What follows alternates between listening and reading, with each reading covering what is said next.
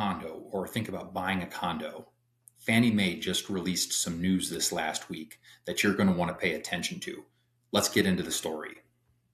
Here's what's going to happen. As of August, Fannie Mae is going to increase the standards around a condo building. They're going to increase the standards around the HOA.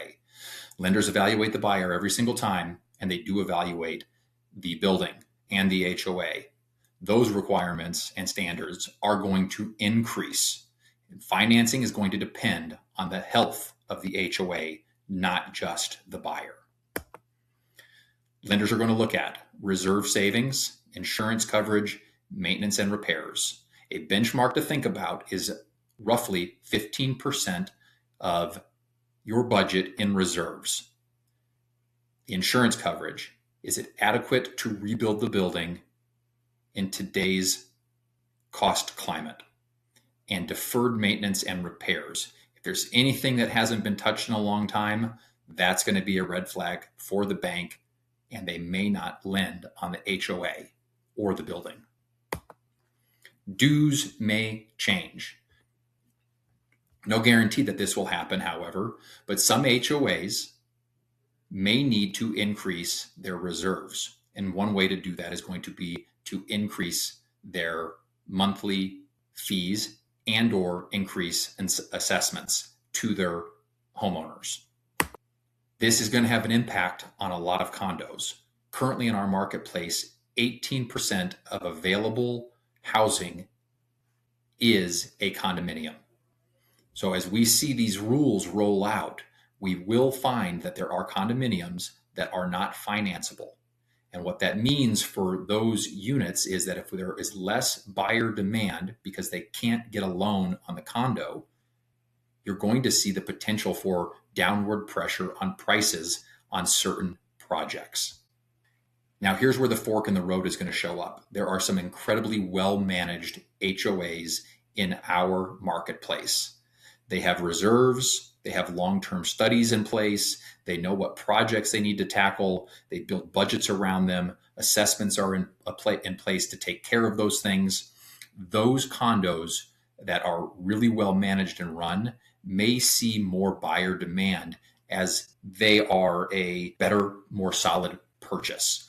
So stronger condos may become more desirable, and that is going to be where the fork in the road shows up. Less well-run HOAs versus better run HOAs. Larger projects, smaller projects potentially. Now, if you own a condo currently, what should you do? Don't hit the panic button quite yet.